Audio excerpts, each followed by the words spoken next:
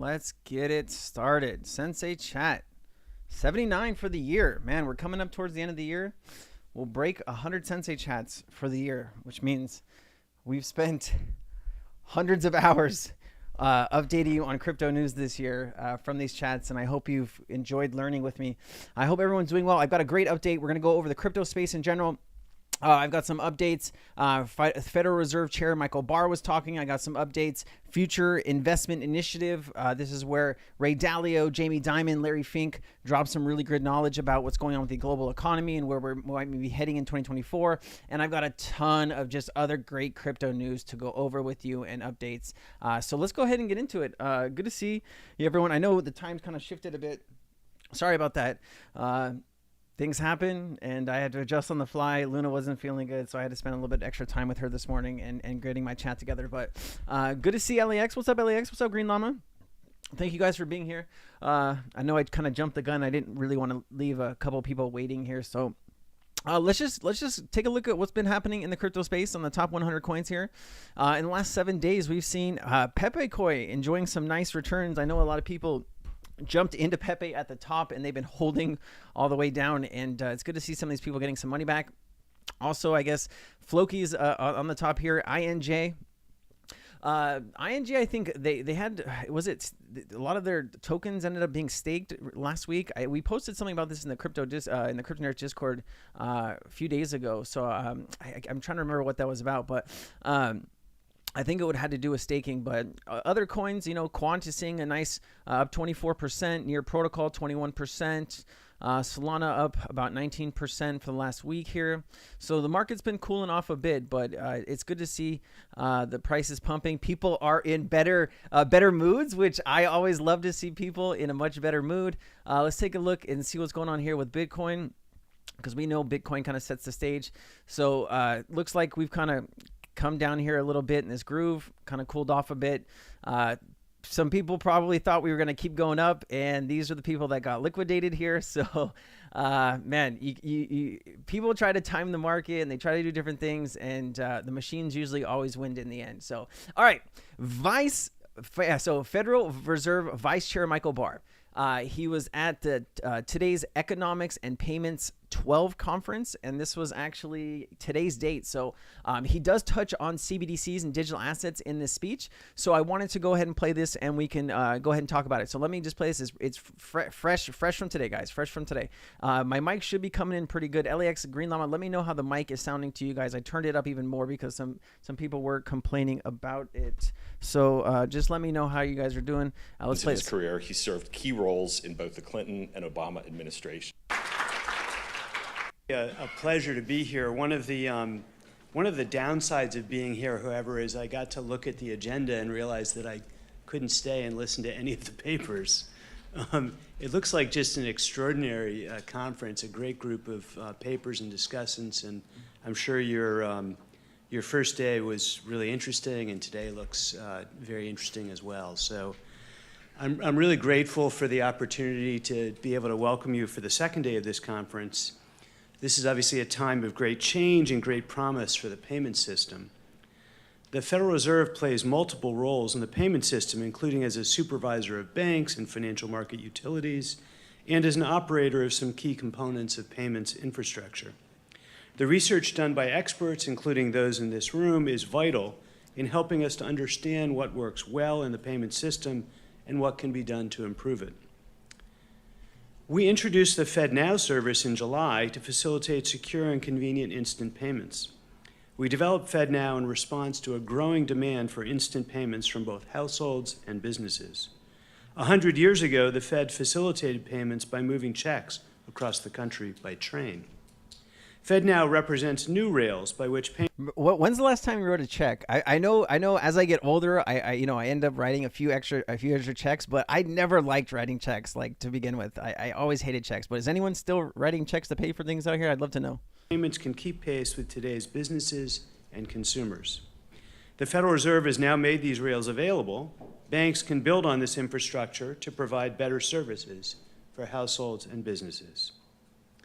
It's hard to speak about payments innovation without mentioning the increased experimentation with new payments technologies. such as stablecoins and central bank digital currencies, happening in the private and public sectors, both in the United States and around the world. As this work proceeds, we must carefully weigh the benefits and risks of different uses of these new technologies. Stablecoins, as I have said in other remarks, need to be well regulated. When an asset is pegged to a government-issued currency, it's a form of private money. When that asset is also used as a means of payment and a store of value, it borrows the trust of the central bank. So the Federal Reserve has a strong interest in ensuring that any stablecoin offering operate within an appropriate federal prudential oversight framework, so they do not threaten financial stability or payment system integrity. We have also provided guidance to the banks that we supervise on how they should engage with their supervisors when considering use of these products.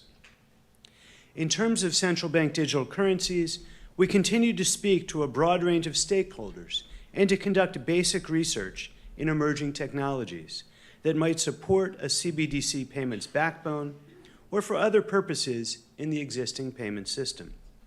Our research is currently focused on end-to-end system architecture, such as how ledgers that record ownership of and transactions in digital assets are maintained, secured, and verified, as well as tokenization and custody models.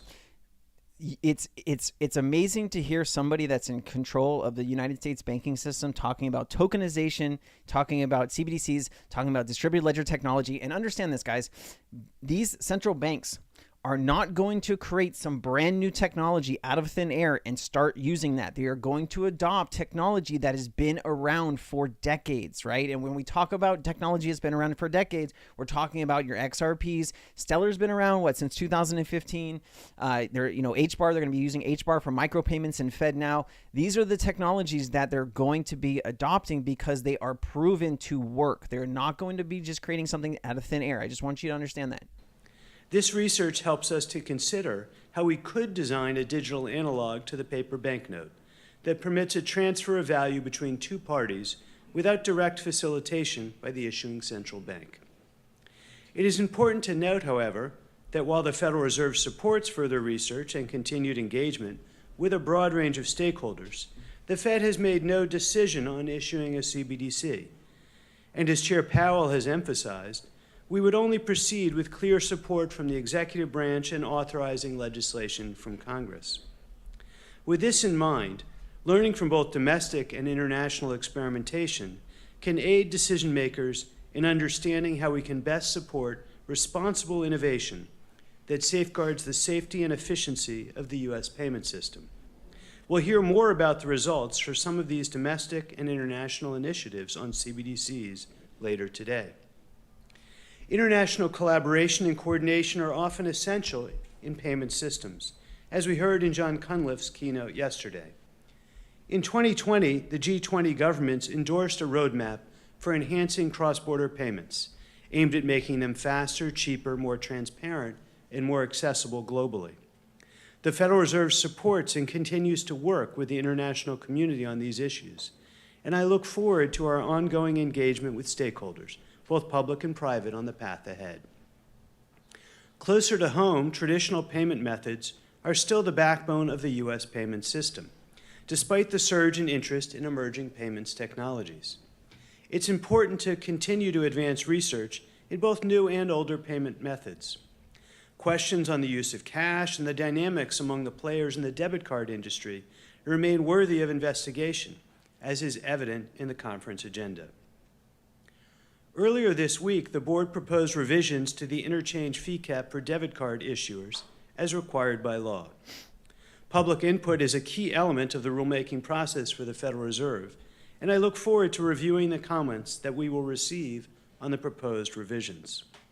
I also appreciate the opportunity for Federal Reserve staff to engage with the broader scholarly community on this and other topics, as research is an important component for our consideration of regulatory actions. Engagement with researchers, stakeholders, and the public will help the Federal Reserve continue to support a safe and efficient payment system, which has been part of our mission since the Fed's establishment in 1913. Finally, whether we talk about traditional or emerging payments technologies in the public or private sector, innovation must proceed in a way that respects fundamental principles for serving the public good. Payments innovation should support and promote broad access and financial inclusion. Financial inclusion is affected by many factors, but too often the cost of payment services is prohibitive and represents a barrier that limits access for low and moderate income households and small businesses. I am pleased to see that so many of the topics covered in this conference touch on factors that affect financial inclusion: issues of cost, trust, privacy, and security, among others. All right. So what we're talking about here, guys, is we have existing payment rails, right? We have these new payment rails. And so we have to figure out, or that's what's being worked on right now, is how to combine the two and have them work together for a few years while the new payment rails kind of take over and the old payment rails kind of go away, right? And that's why you have, your sellers, your HBARs, your quants, right? All of these people and these companies have been building infrastructure for digital assets to interact with older payment rails, right? The DTCC, I just did a video about the DTCC and Securacy Inc. That's a really cool partnership, right? They're integrating Securacy's team, 100 people on Securacy's team. They're integrating into the DTCC. And I'll probably pull that article up and talk about it too. But Liam, I think it was Liam asked about, are we in a bull market? So personally, or is this phase one of the bull market? So personally, guys, it's really hard to call that just yet. Usually towards the end of the year, especially when you look at the stock market right now, and the stock market is down, you have this buzz around Bitcoin ETFs. We've seen the Ethereum ETFs kind of launch and not do really well, and we're going to play a little bit about that here just in a little bit. But I think what you're having is a lot of people speculating that these ETFs are going to get approved any day, and that is going to bring demand. And we also need to separate those two things, right? Just because the ETFs get approved doesn't necessarily mean there's going to be demand right away. And I'm going to show you that with Ethereum ETFs, right? They launched them a couple of weeks ago, and the demand has been really dismal. So we do need to address that and talk about it. But I do think, we are getting kind of that end of the year rally type of stuff, and it could lead into into I don't want to say a bull run, because the economy is still doing pretty bad. But let's just kind of leave it at that. It's kind of the end of the year pump. I hope it leads to something great, but I don't want to be out here promising that, hey, we're in a bull market, let's go and pop the champagne. I don't think we're quite there yet. But anyways, this is amazing. So I'm not going to play all three of these clips, but there's Ray Dalio, there's Jamie Dimon, and there's Larry Fink. So this is an hour and 10 minutes. I watched the entire thing. There's pretty much the biggest heavyweights in finance are here. These are all the names down here. But I want to play a couple clips for you guys, and then we'll get in. This doesn't have to do with crypto, but this has to do with the global economy. It has to do with rates. It has to do with a lot of factors that are affecting markets right now. And I think we need to speak about them openly so we can better understand what's happening around us, right? It's not just like we need to focus 100% on the crypto market. We need to understand what's happening around us. And if we can better understand that, maybe we can understand what's going to happen in the crypto market and be better prepared. So that's what I try to do here in these chats, is prepare you and arm you with information to help educate you in all not just the crypto space, but all over. So let me play this. We're going to have Ray Dalio first. He's going to talk about the 5 forces affecting the global economy, and I think this is very powerful. So can you succinctly tell us how these forces are going to move the economy forward the next couple of years or so, adversely or positively? Adversely, I'm a fear, but positively, potentially. Yeah. As a global macro investor for the last 50 years, my job has been to bet on what is going to happen globally macro. And what I learned in my lifetime is that many of the things that surprised me happened because they didn't happen in my lifetime, but they happened many times in history, particularly the 1930 to 45 period. So these 5 forces have always interacted, and I think everything that we're going to talk about today will be related to those 5 forces, and they interact. And those 5 forces, of course, are the debt, money, interest rate, economy force. The second is the internal order or disorder force. In other words, the internal conflicts that we are having today and the debts that we are having today are the largest since the 1930 to 45 period. And also you go back in history and you've seen enormous amounts of those. They have implications. The third great force, of course, is the international geopolitical force. Two great powers that are rival powers. And then, of course, the fact that there isn't a single world order. There isn't a single world power. It's very different than in 1945 when the New World Order was created, because you have a war, a dominant power comes out, or dominant powers, and they set the rules, and everybody goes by the rules. Well, this is a very different world. And so those three forces, I wanted to examine those over the last 500 years, because to think about rises and declines of reserve currencies, rises and declines of empires, and so on, I needed to get the perspective over that. And I discovered that the other two great big forces were acts of nature, which droughts, floods, and pandemics have killed more people than wars, and are certainly a dominant force at this time. And then the fifth great force has always been man's inventiveness and technologies. So we have these five forces interacting. So everything that we're going to talk about will be related to each one of those. And I think if we step back and we put that, each one of those in a historic perspective, say how are their degrees of influence compared to those in history, the largest wealth gaps since the 1930 to 45 period, populism and so on. So those are the five forces. I think if we're looking at them and their evolution, it's like watching a movie play out over and over again if you have that historical perspective. So what Ray's telling you guys here is history repeats itself, and he's looking in past history to see if history is going to repeat again, and it usually does. All right, let me talk to you. Let me fast forward to Jamie Dimon here, because Jamie Dimon is going to tell you that the central banks were dead wrong 18 months ago as far as the economy goes. And let me just play going forward. And are you as obsessed as many people are in the financial world about whether the Fed is going to increase interest rates again or cut interest rates? Does it make that much difference to the economy as you see it? Yeah, so David, thank you, folks. Thank you for having me. If you don't know who Jamie Dimon is, guys, he runs JP Morgan Chase. JP Morgan Chase is one of the biggest banks in the world. They have anywhere from $3 to $4 trillion worth of assets. All right, huge bank. Here again, and I'll give you the optimistic thing. I think it's wonderful. I've been coming to Saudi Arabia since 2005, and what's changed here is so dramatic and so good, and not just what they've done inside Saudi Arabia, but trying to bring peace to the Middle East. And please, in spite of what happened in Israel, I urge you all to keep up that effort. It is the only way to get there with some leadership from Saudi Arabia for all the folks in the Middle East. And I'm generally an optimist. I think you'd be foolish not to look at some of these things taking place today in Ukraine, Middle East. Obviously, my heart goes out for Ukraine, but also it's affecting oil, food prices, gas prices, migration, potential starvation is probably the most serious thing we faced. And I hear people talking about ESG all the time. I just would put on your table the most serious thing facing mankind is nuclear proliferation. If we're not sitting here 100 years from now, it will be nuclear proliferation. It's not climate. And so I think when you look at the geopolitical situation, as complex as we've seen, I don't know if it's 1948 or 1938, obviously we all hope it goes away. I think it's a little bit of wishful thinking. It's going to take real leadership on the part of many people out there.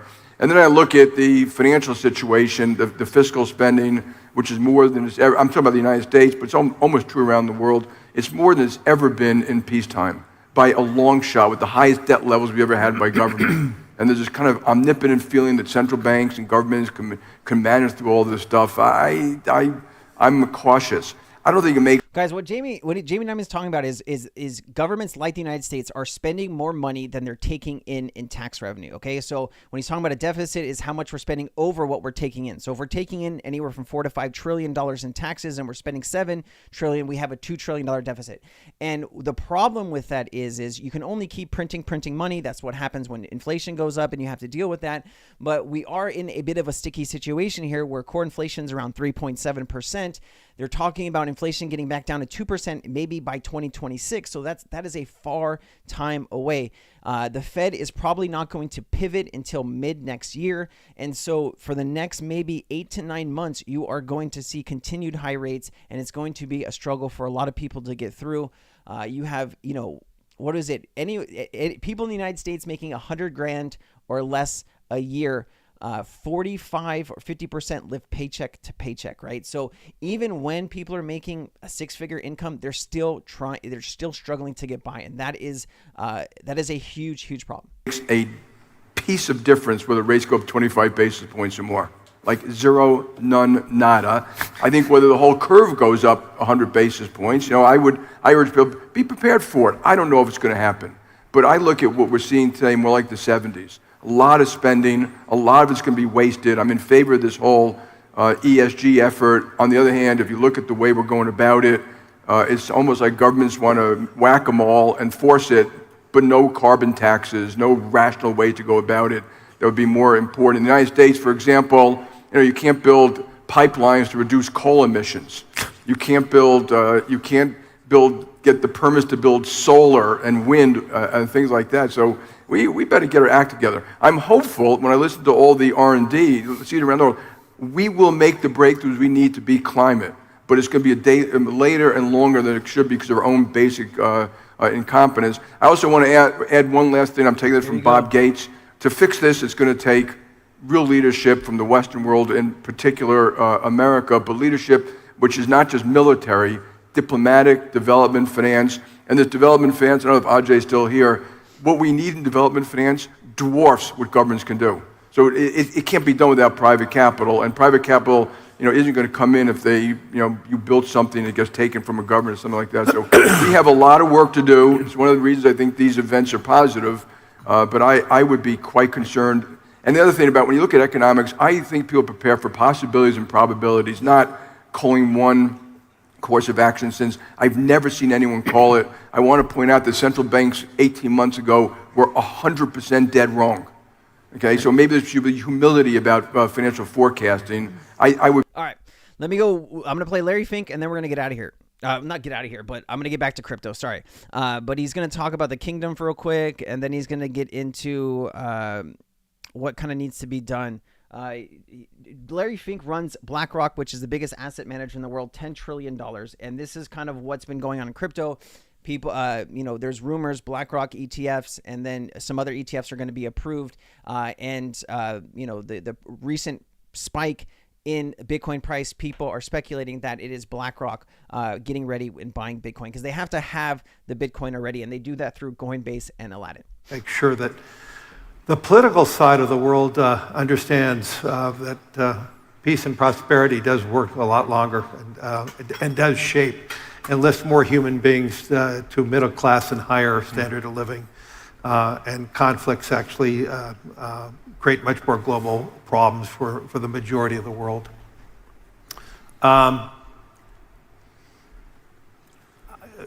We are going to see higher interest rates, David. We're going to see higher interest rates for longer. This reminds me of the 70s. I think some of us were on trading desks in the 70s. The 70s was all about bad policy. Today, it's about bad policy again. And big macro shifts, as Ray spoke about it. The polarization, the politicization of supply chains, the fragmentation is a big result of it. That is inflationary. Let me also say populism is very inflationary because we respond to the immediacy of the moment. We don't talk about long-term issues. As we see more and more countries move to the far right, we see more threats towards immigration. The lack of immigration is very inflationary, especially in economies like the United States. I'm talking about legal immigration. And then we've had a government, I'm talking about the US now, that in 2000, we had an $8 trillion deficit. Listen to this. And today we have a $33 trillion deficit. So the deficit's grown by more than $1 trillion each year over the last 23 years. That is highly inflationary. The balance sheet of the Federal Reserve is highly inflationary. And so all these different measures are much more structural, much more difficult. So as a result of that, interest rates are going to remain higher. Opportunities for investors are going to be able to be very patient. You could do nothing and enjoy a positive return. All right. If you guys want to take a look at this video, I will go ahead and, let me see. You know what? Hold on. Let me post it. YouTube. Let me just post it in this chat real quick so you guys can take a look at this if you want real quick. I think I'm the only one that's allowed to post what's it called in this chat. So let me see if that'll work. Yeah, take a look at this. I posted in Cryptonaires maybe 3 or 4 days ago when I watched this. It's just an incredible chat. I learned a lot, and I think it's valuable to understand where some of the where these mindsets are of these people who basically run the world, right?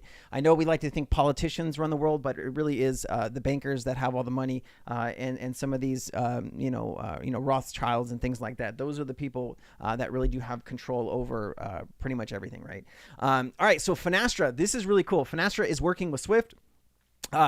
This just kind of popped up on my feed, and I wanted to play it and show you some information about Finastra. We have talked about this before on the channel, but this is a newer clip, and I hadn't seen it before, and I wanted to share it with you. So these are pilot programs launched through the cooperative efforts of the clearinghouse, which is the TCH, EBA Clearing, and Swift. Check this out.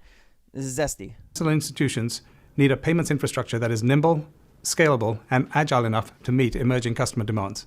And the payment experience needs to embed seamlessly into whatever transactions their customers are doing, whether that's in a retail context, such as splitting a bill at a meal, or in a business context, such as settling an invoice for goods and services. Together, we are thinking beyond simple use cases of real-time payments and embedding frictionless payment services to deliver real value to customers, and coupling this with important tools that will help banks manage aspects of fraud, etc., that fundamentally change with real-time payments. We do this by leveraging global innovation and third parties, integrating them onto our platform, fusionfabric.cloud. Cross-border payments, for the best part of half a century, have been the domain of Swift as the only way to send and receive cross-border payments. This growth of cross-border payments has been a double-edged sword for banks, as it has driven competition from new entrants into the market who are more agile and able to compete on price and customer experience. Fintechs have stepped in and addressed unmet needs. Firstly, on the low value side, by offering cheaper, frictionless remittance and e-commerce payment options, but also on the high value side, with entrants such as Ripple, Tune, Visa, and MasterCard threatening to disrupt the correspondent banking model. As these new rails come to market, we see it as our responsibility to provide the technical solutions and access to these rails, and in doing so, provide optionality to our clients in a seamless fashion. A great example of this is our recent partnership with Visa, where Finastra clients will now be able to offer their customers cross-border payments underpinned by the power and reach of the Visa network. Our experience tells us that further change will inevitably happen. We are preparing for that by actively engaging with the industry bodies and regulators. Our aim here is to be part of the next set of changes and to be prepared and ready for those changes. Banks can then smoothly implement and benefit from this. For us, it's about reach and offering payment. All right. And I wanted to show you this too, right? You guys have probably seen this if you've been in the space a while. If you haven't, Ripple and Finastra are indeed partners. They have these really cool visuals here where you have, this is the back office connectivity, the core platforms, which is a little blurry. I do apologize. Market connectors, right? You have Swift here, SIA, EBIX, US FedNow right here. And then you have market infrastructures, right? And so, through Finastra, you can actually connect to all of these different platforms, and if you wanted to use, our good friends over at Ripple and XRP, if they wanted to, and they so choose to, and so these are all the infrastructures that they are connected to. We did see some information that I'm going to talk about here in just a little bit.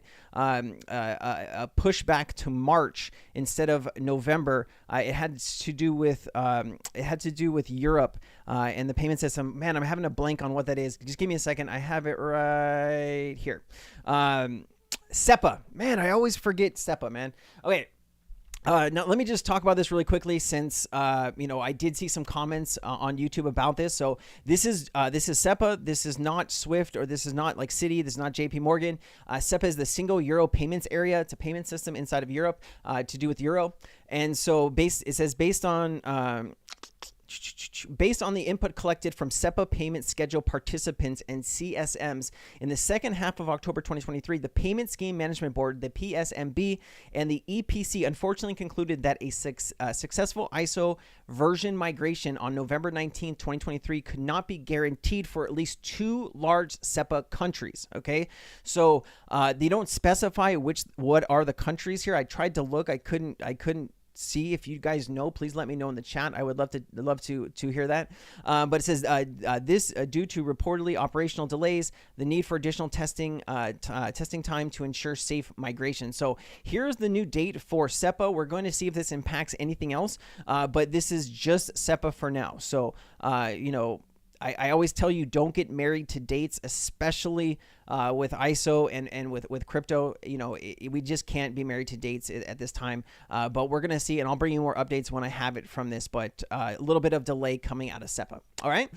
Swift standards, release codes, right? So Swift, it does look like Swift is still on pace for this on the 19th. So we'll have to see. I thought this was really cool. This is Brad Garlinghouse. It looks like a newer clip. I could be wrong, but this was posted today. It's 30 seconds talking about an IPO, and for Ripple to IPO, they would need to get approval from the SEC, and until they actually decide on an amount for a settlement, the SEC is not going to give Ripple permission to IPO. What happens? You've spoken maybe an IPO, right? That might be coming. Well, the Securities Exchange Commission has to approve an S1 in order for a company to be public. Yeah. And so, trying to go public during that time doesn't make a lot of sense. But look, Ripple has grown into one of the leading crypto companies out there. I have said publicly before that I didn't think Ripple would be the first public crypto company, nor would it be the last. There are a few that have already gone public. There are a couple that were announced as SPACs that have gotten delayed. I don't know the status. Hey guys, if you can, there's 51 of you guys watching. If you guys could hit the like button, it really helped me get in front of more people. And I would, I love you for that. Appreciate you. I did want to update Cryptonaires members. Rayon DeFi has been working on 3 plays for November, guys. We're going to add more challenges to the 1 to 10K challenge. I'm very excited. The first challenge that was posted on October 6th did over 100% returns. So congratulations for those people that did take profit, and we're up 100% in the month of October on that one play that we posted. So love to see people winning in the community. Major confirmation definition under Unified Ledger, praised by BIS on R3, combinations of ISO standards that allow multiple blockchain platforms to integrate with the traditional finance system. It says the grand vision of this liaison, harmonizing ISO 20022, ISO TC68, ISO TC 307, is to pave the way for a unified ledger. This unified ledger will serve as a bridge between traditional financial systems. You got to pay attention to the special words, right? Bridge, that really speaks to me. And a unified ledger, right? So you always see them talking about a unified ledger, and it wants me, with all of the research that I've done about all the cryptocurrencies that could be chosen for a unified ledger, you kind of have to default to your XRP, maybe even Stellar. But when you have 30 or more central banks working with Ripple, it does feel like that is the one they kind of want to use or want to choose.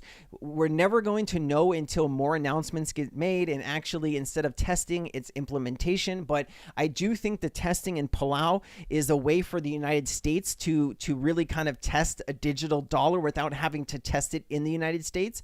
I think that's really cool. But it says this unified approach aligns the broader goals of multiple blockchain and DLT projects, including but not limited to Quant, Casper. We talked about Casper Labs for a long time. Zinfin, Stellar, Hedera, Algorand, IOTA. These are all great projects we do talk about a lot in Cryptonaires. These projects are on the forefront of innovation, and by adhering to this universal standard, they are not only ensuring interoperability, but they're also advancing the mission of democratizing finance and technology. So it's going to be a mixture of all of these different cryptos working together, guys. But it is very important that you do your research now. you are prepared for what's to come. We don't know the day when all of this stuff is actually going to start being used, but you definitely don't want to be here the day after and be like, what do I need to learn? What do I need to catch up on? You want to be prepared before that happens, and that's what we try to do here in these chats. I always think this is fun. I don't ever see too many other cryptocurrencies that have as many price glitches and malfunctions as XRP does, but hey, I just thought this was funny. It kind of does it really quick here. So look, $4,993. Man, that would be a great day for all of us if that actually happened. And it goes negative here. It goes all the way down. It's just kind of fun to see some of these price glitches. That's $32,984. Anyways, it's kind of crazy. All right. Ripple's Marcus Treacher. Swift DLT adoption is about the timing of the switch, right? We talk about the big switch or Swift switching the that doesn't make sense, right? Switching the flipping the switch. My brain is moving faster than my words are coming out, but it could be regarded as trailing rival projects such as Ripple, Interledger, Base Framework, in this collection of partnership banks. According to Marcus Treacher, global head of strategic accounts at Ripple, Swift is acting like a classic incumbent in adopting an incremental change approach to DLT, adding for them. It's all about timing and the switch towards a newer connectivity and tech model. All right. No major changes in 2024. This is talking about the imperative of early preparation for ISO migration. Don't really need to get into this too much, guys. We know the timeline is to November of 2025. That's when everybody does need to be on this new standard. Let's keep it going here. More stuff coming from Swift here. Major announcement on Swift website. Survey shows majority of industry will start using cross-border transaction data before 2025. Here you go. It says in a recent survey with more than 200 payments market practice groups, participants from around the world shows that 78 of respondents plan to be ready for ISO with the new elements of structures not available in MT by 2025, right? So 40% are saying, hey, it says, when do you expect to start orienting cross-border transaction in full ISO? 40% saying in November. So it's going to be interesting to see if this has any impact on price. Some people are out here saying that it will. I wish I had that crystal ball to tell you for one or another that it would or wouldn't, but it does feel that we are a lot further than we were last year. And somebody was talking about in the chat a Black Swan event, guys. Understand this: 2023 was a very quiet year compared to 2022. How many different exchanges or companies went under because of mismanagement and bad practices? So it does feel like there is or could be a shoe to drop. There's a lot of stuff happening, around Ethereum, and Steven Narioff has thousands of documents that he's saying that he's going to be producing about the Ethereum ICO and how that was handled. We are going to talk about that a little bit later here in the chat. But between Tether, USDT Tether, Ethereum, and some other things out here in the crypto space, just be very careful, right? Things can change on a dime out here. Wells Fargo is looking at this area using Ripple, as lots of other banks stated. Skinner arguing that for the blockchain, you could use blockchain for mortgages, title deeds as well, right? We do talk about this. It's not just tokenization of assets. You are talking about businesses, buildings, water rights, farmland, you name it. Really, you can tokenize it, right? Imagine you're a farmer and you're growing a crop, and you could tokenize that crop and actually start getting value from that crop even before it's cultivated and brought into the stores. There's just so many really cool things that you can do with tokenization, and I think we are just scratching the surface right now of the ideas. I think 10 years from now, there's going to be so many cool things that we aren't even thinking of right now, and I'm just really excited to be in this space. Our technology allows fiat and cryptocurrencies to exist in parallel, adding Epaphrodites Patrick. I think this technology is the future, she concluded, although she agreed that there would be way more to go yet, with regulatory concerns and decisions on how to best use blockchain still to be addressed. Yeah, that's very true, guys. We are still pretty early days, but if you're listening to this, that means you've made it up in your mind that this is the future, and you're trying to learn, you're trying to grow your skills, and I applaud you for that. Of course, Google and Ripple As such, IBM, Ripple, in indirect competition with Swift, currently industry giants such as Santander and SEB, as well as tech giants such as Google, are already part of the Ripple platform. Also as investors for its product blockchain, WorldWire, IBM. Right, IBM is a big deal as well. IBM and Stellar. These are just kind of some interesting graphs here. It's talking about Ripple and Google down here. I guess they're pulling this stuff out of a presentation. FedNow, right? Real-time payments, Fed ACH, right? Fed Wire right here. Fed Wire is the big one, right? This is the $4.2 trillion a day. Chips is another payment system that is another U.S. payment system. Chaps is the one out of England, and then you have CLS, which is a financial market infrastructure as well. Okay, so it says money remittances, checks, card payments, real-time payments, money transfers. You do have Facebook payments, Google payments, PayPal, Square, Visa, MasterCard, American Express. It's getting exciting. It is getting exciting. We see more and more stuff like this. IOSCO, which is the standard bodies for securities. 90% of the globe is represented with the IOSCO. They did put out, what was this? Was it March of this year? Maybe it wasn't March. It was earlier this year in 2023 that they did agree on some standards for crypto token securities, which is very important when you're talking about stocks, bonds, equities, derivatives. Those are considered securities, right? This says one respondent proposed adding a new field to augment the UK EMIR report by accepting a digital token identifier, which is also known as the DTI, guys. I've shown you this too. Hold on. Digital token identifier. If you want to go ahead and take a look at this yourself, please do so. What is the DTI's website? I always get there by clicking on some different links. But you can... Hold on. What is the DTI's website? Hold on. I thought it would just come up for me. Is that it? No, it's probably not it. All right, I'm going to stop fishing for it. Usually you can pull this website up and search. Okay, here we go. There you go. Visit website. That's how I got there. Oh, it was the eTradingSoftware.com. No, it's not. I've been lied to. I've been set up. Okay, that's not what I want. You can actually go, if you find this digital token identifier foundation, I guess what I should have Googled, you can actually search your favorite cryptocurrencies and see if they have a number. I've looked at your XRPs, your Algorand's, your XLMs, they all do. But if you want to take a look at that in your own time, please feel free to do so. Let's keep it moving here. Here is more information out of the IOSCO. September 7, 2023, the International Organization of Securities Commission released a consultation report including 9 policy recommendations for decentralized finance. This is what I was talking about. I guess I was wrong on the March. It was September. All right, and then it talks about noting distributed ledger technology-based applications have significantly expanded since the report of 2022. Once finalized, these 2 sets of recommendations will provide a first, clear, interoperable, and global consistent policy framework for crypto and digital assets, including DeFi. All right, so something to keep an eye on, guys. It's very important. Here's BNY Mellon's timeline for migration for ISO. They're still set up for November of this year, so we'll have to see how that goes. Uphold, I thought this was fun. Lewis Jackson put this out. Uphold is talking about Ripple and Uphold.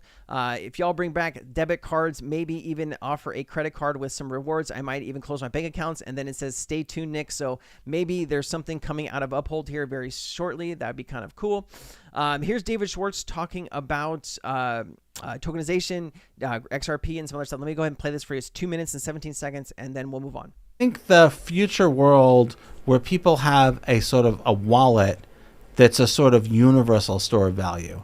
So that could mean tokenized stocks, that could mean cryptocurrencies, that could mean fiat assets, that could mean digital rights to things that they've purchased, it could mean NFTs for collectibles, games. This idea that you have a person who, when they get paid, let's say you get paid every 2 weeks, you get paid, and that money comes in, and you can have whatever you want to have happen to that money. And when you go to the grocery store and you get that bill and you go to pay the bill, that money, that payment can come out of your portfolio of things that you hold however you want. And you could be a millionaire, or you could be, someone in a third world country whose net worth is less than the cost of this microphone. And you would have access to that same set of tools. Obviously, you'd be using them on a different scale, but you would have the same set of options. You like holding gold?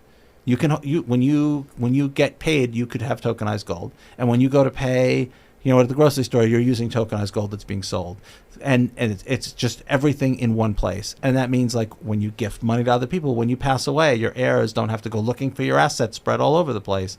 You have just so much more control and can make financial decisions on that sort of more controlled basis. And I think I'll also go back to the very, very first vision that was associated with Ripple. It actually goes back to Ryan Fugger in 2004, believe it or not. And he had this vision of individuals who, if you need money, you might, if you're not very well banked, you might get a payday loan or something terrible, or leave money on a credit card, because borrowing money from people is extremely inconvenient. Like, you have to ask somebody if you can borrow money from them, and they have to say yes or no. And if they say no, it's awkward. If they say yes, you have to remember to pay them back. And what if you pay them back and they forget that you paid them back, or they have to ask you to pay? Like, all of those things can be automated and made painless. And I think financial openness is people in the United States talk about religion, they talk about politics, they talk about sex in ways that they didn't, just a few years ago. The only thing we still don't talk about and that we don't have open discussions about is money. Like and let me just finish that real quick. The only question that's impolite to ask someone pretty much is, how much do you make? That's like the.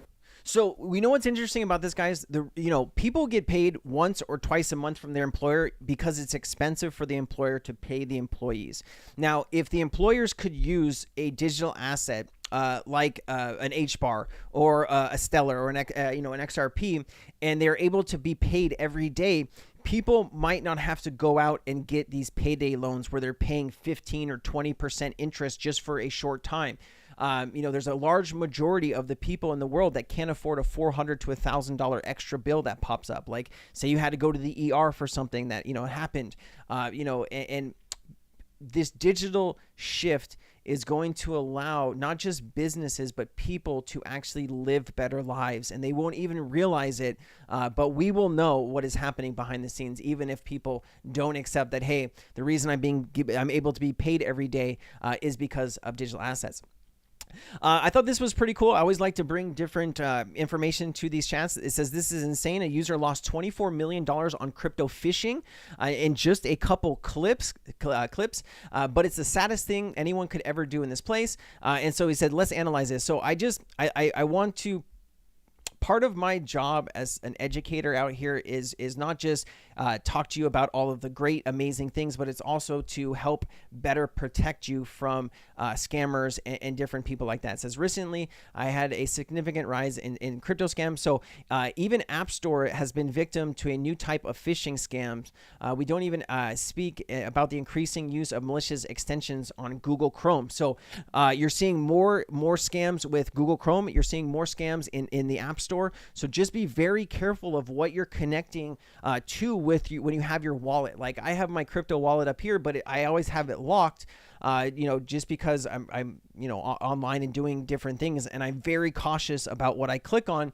And if I'm very nervous about something, I will use my old cell phone that is not connected to any crypto stuff to open weird links that I don't think, I should be opening on my laptop or things like that. But it's always good to have another way to protect yourself out here, guys. And just want to share that with you. They were given examples of how this person took a bunch of ETH. A few days later, news was circulating. Unknown user lost 24 million as a result of phishing. The victim authorized transactions using the increase allowance function, which enabled them to request funds from their own wallet, right? So this is just more things that you need to worry about and protect yourself against. There's a way to revoke wallet permissions using your wallet. I always do that with my MetaMask. If I connect to like Uniswap or something else, I'll always go in when I'm done and disconnect from all of those things that my wallet is connected to. But I just wanted to bring this to your attention if you didn't know, okay? This is from Cypress to Monacore. Listen up. Imagine you were owned Bluetooth technology back in the early days of the internet. This is huge. Check this out. I can drill down a little. When Neha talks about tokens, I don't know if people spend much time thinking about this. So what are we talking about here? What is Bitcoin? What is Ethereum? What are these other Solana, Cardano, these other tokens you've heard about? The way I think about it is they're not very different than HTML, Bluetooth, STMP, other protocols that allow us to use the internet to communicate. They're protocols that allow us to use the internet to do different things, to record where value is and who's transferring value to who. And they all have different properties. Bitcoin has some unique features: program scarcity, anonymity. Ethereum has other features. It's highly programmable. It's used with a lot of smart contracts. It's like an OS, an operating system for value on the internet. Every token relates to a different design of a distributed ledger technology to record value on either a public or a private internet. So they all have, when people come to me and said, I've heard about this great new token, what do you think? And I say, well, I haven't heard about it, but if there's any value, the value's in its network, and what does that network do? The two that have so far stood the test of time quite well is Bitcoin and Ethereum. They're well over 50% of the marketplace. Yes, there are thousands of cryptos out there, but most of those thousands are tiny percents of what's in circulation. So I would say that once again, the scandal of FTX is not implicitly proving somehow that there's no value in Bitcoin, that there's no value in Ethereum. When people trade them, they're effectively trading the future of that network. Imagine if you owned or had a portion of Bluetooth technology. How valuable would that be to you? How about if you had a piece of HTML or the protocol that makes the email work, STMP? How valuable would that be? That's when you own Bitcoin. And so I think what's happened is the success of owning those instruments have led a lot of fraudsters to come up with tokens that have no underlying value, have sizzle, Dogecoins, and the other that have meme value in the same way that owning some new baseball card might have value for a short period of time, but they have no underlying value. You know, Crypto Eerie put this out. Let me see if I can find this real quick. There was actually a company that I just was watching this video as I was coming on here, and she was talking about it. Let me see if I can find it real quick. That's not it. It's not Seed Starter. There was a company that could take back, like, if you got scammed out of money and they transferred your money, you could actually claw it back with this company. Where is it? This was a great interview, too. I don't know if you guys saw this, talking about the amendments about, I think it's like, is it XLS 38? Talking about side chains and what is it, witness servers and all kinds of stuff. This is a really great video if you haven't seen this.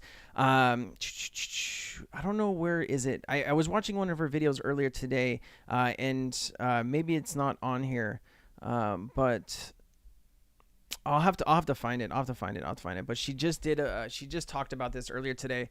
Let me see. Hold on. Let me just pull up her YouTube real quick. I just want to show you this, guys, so I don't leave you guys kind of hanging with what is Sensei thinking here. Videos. Was it this video 10 hours ago? This is about H-bar. Hold on, let me see if it's in here. So I think it's right here. Served as intermediate. No, that's Symphony Loomis. BitBoy. Oh, here it is. This is it right here. This is what I wanted to show you. It's a simple solution to a complex problem. When a blockchain transaction goes awry or fraud occurs, there is no way to reverse the transaction. With Jurat, we've solved that. Crypto hack? Solved. Sending funds to the wrong address? Solved. Creating enforceable NFTs? Solved. Loss of private keys? Solved. Jurat connects the blockchain to state and federal courts so crypto transactions can be protected, like with a credit card, but while still maintaining all forms of decentralization. Let's see how it works. This is Jill. Jill received an email with a phishing link to connect her wallet. When she viewed her wallet, she learned all her funds were stolen. Oh no. Immediately, Jill used Jurat to freeze the coins before the hacker could sell them on an exchange. The first step in using Jurat is to generate an ID on the website. That ID is then used in a court filing and lawsuit. Once the judge makes her ruling, she will enter the order into the court docket. The Jurat ID enables the blockchain nodes to read the court docket and execute the judge's order on-chain. No intermediaries necessary, not even lawyers. With Jurat, you can transact with crypto with the peace of mind that your transactions are protected. I thought that was really cool. I wanted to share that with you guys. Her whole video, she just released this about 10 hours ago. If you want to go back and watch the whole thing, I please do. A lot of really good information on that. She's one of the brightest people that I enjoy learning from in the crypto space. People always ask me like, who do I like to watch? She does really great work, and big shout out to Crypto Erie. Check us out. Pay attention, trillions. Crypto is only the beginning. All the world's assets will be tokenized. I've said this time and time again. I've been saying this for the last couple of years, especially in the Cryptonaires Discord. If you come to Sensei Chats, you know I've been talking about how much value is in the world and how much can be tokenized. There's 307 trillion. This is a World Economic Forum report that there's $307 trillion in just global debt. There's also about $300 trillion in real estate. Imagine waking up one day and that's $600 trillion living on blockchains. Add the derivatives market of $600 trillion to $1 quadrillion, right? And you're adding stock markets around the world. You're adding all this value. I mean, you're talking about quadrillions and quintillions of dollars, possibly to ending up on some of the ledgers that we own. So that's really this is how something like an XRP or a Stellar or an HBAR gets to a very high price eventually. Lee, if we assume that, when we talk about digital asset markets and the transformation of financial markets, we're talking not only about crypto markets, which can be seen as a kind of testbed and stepping stones to those, but also to tokenization, so tokenized asset markets. Can you explain a little bit about tokenization and the benefits that it brings? Sure. And I'll start by saying, look, our goal is to digitize all of the world's assets. Our goal is to digitize all of the world's assets. Actually, what's even larger again is investable grade assets that currently aren't serviced by financial services. Look at this. So real estate tokenization, we were just talking about that, right? Equity tokenization, ESG, right? Debt tokenization, funds tokenization, and then commodities and NFTs tokenization, right? Art, IP, rights, alternative assets. All this value can and will be tokenized eventually. Not everything of value is going to end up on a blockchain, but the significant things will, right? The stock markets, the bond markets, the derivatives markets, those are where most of the world's value is. And as that value, it gets added to certain ledgers and it gets transacted with certain cryptocurrencies, that's when you can see a really good, crazy spike in price. Like that's what we're waiting for. It's not going to be retail people that pump these tokens to really high prices. I mean, it's going to take, even if XRP went to the same market cap of Bitcoin, you're only looking at a $10 or $11 XRP, guys. It's you need a lot of money. And so when you tokenize assets, instead of having to have retail people coming in, now you're just adding those digital twins to those blockchains. This is at all, and there are any number of assessments as to what those things might be and how big it might be, but we believe we're talking sort of somewhere in the region of $500 to $600 trillion worth of investable assets in the world that are just frankly currently unserviced by the traditional financial services markets. Look at this. Check this is incredible. It says all other markets, art. I can't read that word. I do apologize. Shopping, royalties. Global real estate, this says 613 trillion. It's hard to get an exact value on that, especially globally. Here's the derivatives market. This is global debt here, 300 trillion. This is the stock market of 109 trillion. This is money. This is just how much money is out in the world, 90 trillion. Physical currency, there's only $40 trillion of physical currency out in the world, right? Even if you got every single drop of dollar in the world and you brought it onto the XRP ledger, I mean, which is that'll never happen, but you still would be kind of short to get to your 1,000 or 5,000 or 10,000. But that's how you would get there, by digitizing all of this value and bringing it on to those ledgers. Chart won't be a surprise to anyone on the call today. It really tries to capture the mammoth size of the market opportunity, addressing more than 1,700 trillion in assets, which are likely to become digital. Can you just tell us a little bit about the numbers? Because you've quoted to me before some pretty large numbers. The ICC says there is a trade finance gap of 1.7 trillion worldwide, which is a pretty large number anyway, but you quoted much bigger figures on working capital. Could you just explain what those figures are? It's quite difficult to figure out how you want to draw the boundaries around the working capital market. But if you look at it sort of nuts to bolts for everything from SME to very large corporates and all product types, the amount of capital deployed by the financial sector to fund businesses is somewhere in the region of 20 trillion USD. So let's go there and try to build things that are compliant, and we can tap into these $330 trillion. Based on our data, there's $8 trillion to $12 trillion in AUM positioned by private, high net worth, ultra high net worth, and affluent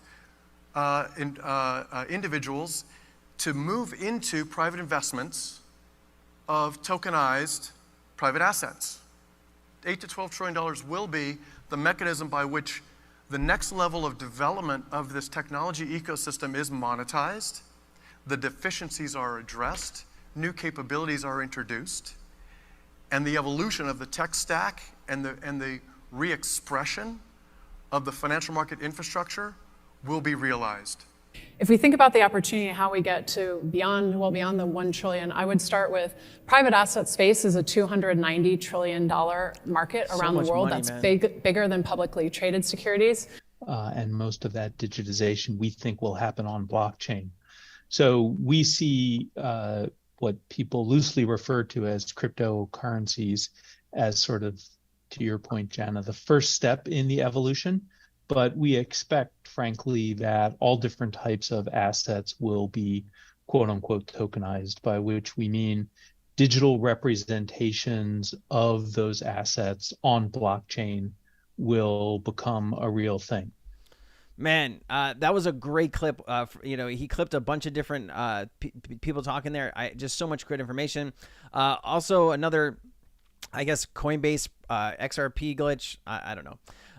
Okay, so now I try to refresh this before I started. I do apologize. Let me just do this real quick. All right, so this is what I wanted to talk to you guys about. All right, so at the beginning of this chat, if you weren't here, I was talking about how we don't understand quite yet what the full demand is going to be for Bitcoin ETFs.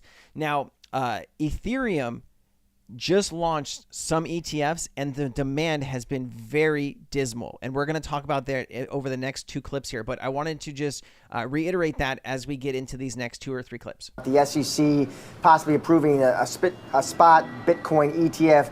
Bottom line, Corey, do you think the SEC is going to greenlight a spot Bitcoin ETF? And if so, Corey, when do you think they make that decision? Is that this year? Is it early next year? What do you think the timeline could be? I do think it's pretty much an inevitability that it's going to happen, and that there'll be a batch of them at about the same time, and then they'll compete it out to see who becomes kind of, who's the Bitcoin version of the queues for S&P, for instance. So that's what they'll be spending into, these big companies with their listings. As far as timing, I have been handicapping it. Look at these companies, man. Franklin Templeton, BlackRock, Wisdom Tree, Invesco, Valkyrie, Bitwise, Van ECK, and these are just a few of them, right? This is not all of them. I think what you also have, was it Charles Schwab has one? Was it Invesco?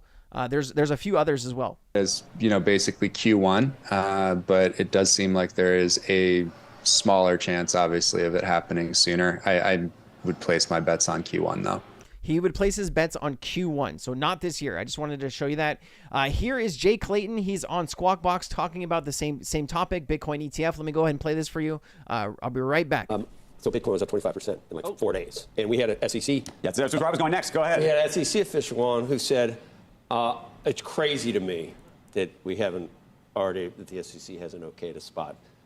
But she also said, spot ETF for Bitcoin. But she also said, but these people, these other 3 people are never, basically said, we're never going to do it. So people that the Rorschach, people saw, one side saw her say, it's insane that it hasn't been okay. The other side said, well, these people that I'm working on the serving with are not going to do it.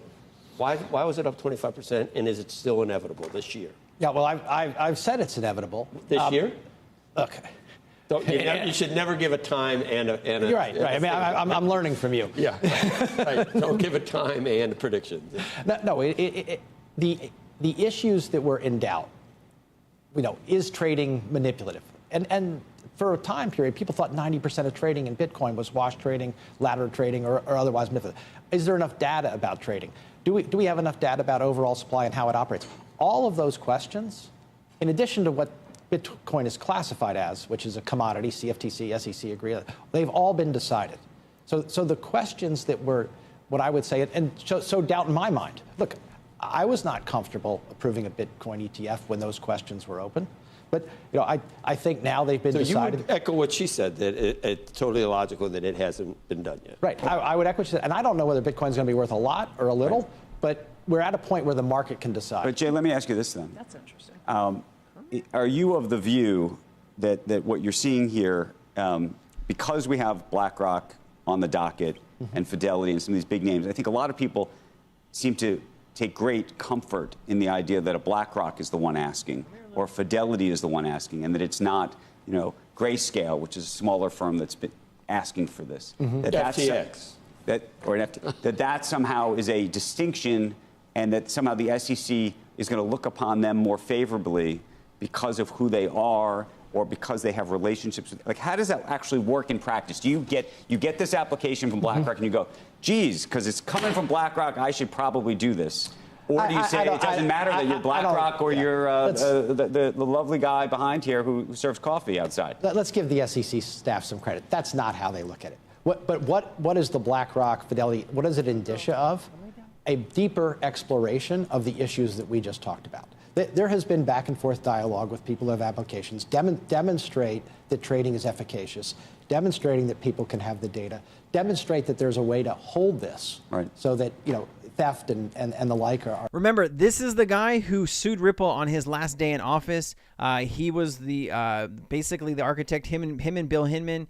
Bill Hinman's pushing it. All right, so now I want to talk to you about Ethereum futures, because this is kind of why I'm cautious. I do think Bitcoin ETFs are going to be much more popular than Ethereum, but we do need to look at all the facts going around ETFs right now and the demand for ETFs. And I wanted to play a little bit about this really quickly. It says Bitcoin had passed 30,000 mark this week. Many are speculating the trading activities due to the impending U.S. Bitcoin spot ETF approval after the Securities and Exchange Commission announced that it would not pursue an appeal in the case against Grayscale. With our eyes on U.S. ETFs approves, Roxana Islam from VettaFi provides insight. So let me just play this real quick. And you look through it, and that was instant nostalgia. Well, we're in the middle of instant nostalgia now because... Oh, come on, man. Volatility is back to where it was 2 weeks. Best-selling female artist of all time. Weeks ago. What? I apologize. They love to play ads on this. We had this ETF come out. Man. Well, joining us now to discuss is head of Tasty Crypto. Is the head of Tasty Crypto, Ryan Grace. Yikes. Welcome, Ryan. Hey, Lawrence. Hello, everyone. How are you? Thanks for having me. Great. How are you? So doing well. had. Well, you're doing better than the ETF, the ETH ETF. That went nowhere. There was honestly, those were rounding errors in terms of volumes. There were a couple of $1 million a day at most. Not even. It wasn't. I don't think it hit a two handle there on daily volumes. It's been a couple of days since it launched. You also have Vitalik selling massive amounts of ETH on exchanges right now. He's saying it's not for personal use, but I guess it's to fund the Ethereum Foundation and the Ethereum. Man, these ads are just, every time I stop this, I do apologize. Let me just skip this real quick. What happened? Why nobody cares? Is this it? Yeah, it feels like that. It seems like that. I think the best way to describe the markets right now, apathetic. When you look at these ETF products themselves, when they're using futures to give you that exposure, the way that they're constructed, as you know, with contango in the futures markets, you get a little bit of negative drag. And so the performance is not necessarily going to replicate what you see in the spot markets. And I think if I pull up my numbers here, you see that with the Bitcoin futures ETF, BITO. It's up 57% year to date, but Bitcoin's up about 66% year to date. So you're better off just buying the underlying asset versus getting that exposure via futures ETF. So maybe that's at play here. you know, it might just largely be what we're seeing across the industry, where low volume, you know, lack of enthusiasm, given the fact that you can get 5.5 or north of 5% risk free. Yeah, but talking about bonds. Speaking of risk or mitigating risk. All right, man, I'm not going to do it. If you have moderate to severe Crohn's disease, all right, put it in. Not going to do it. All right. I just wanted to share that with you.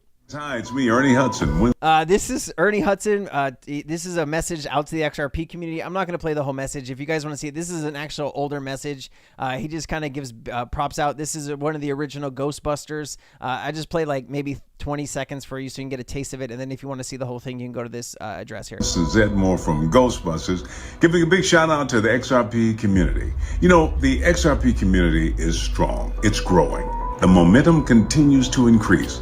Ghostbusters knew a little something about 589. You think there's a connection between this Vigo character and the...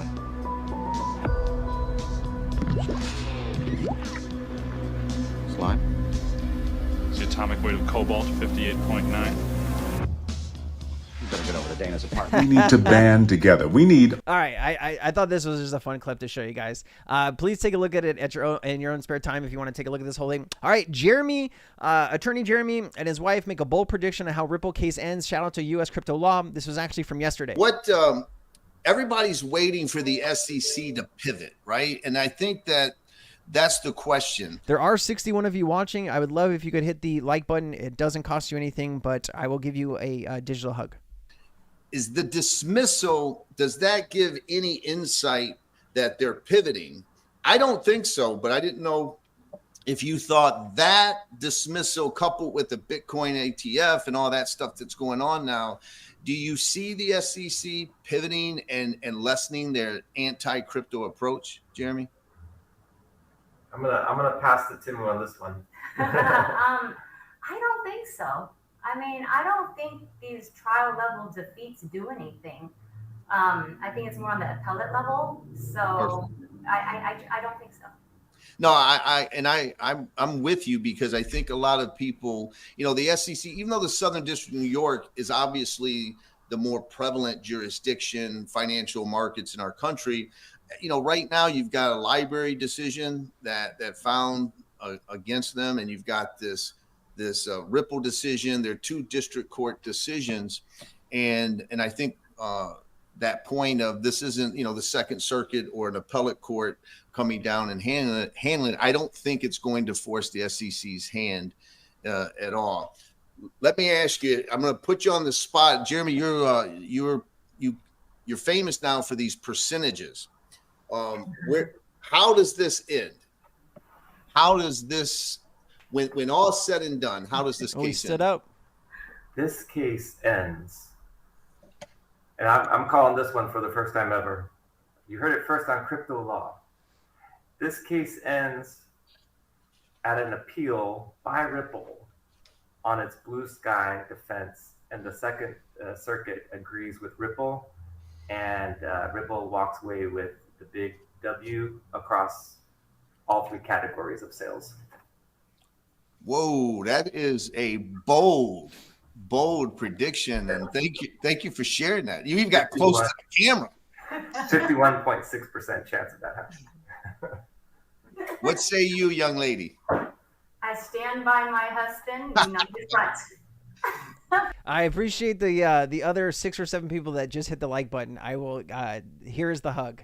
Thank you. All right. Cypress Demonicor posted this as well.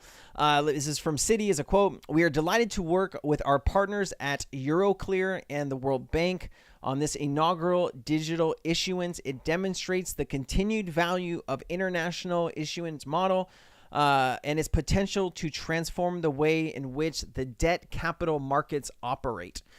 So a lot of stuff happening. Here's Euroclear launches digital securities issuance service. Settles a World Bank bond. So this is from the October 24th, just 2 or 3 days ago.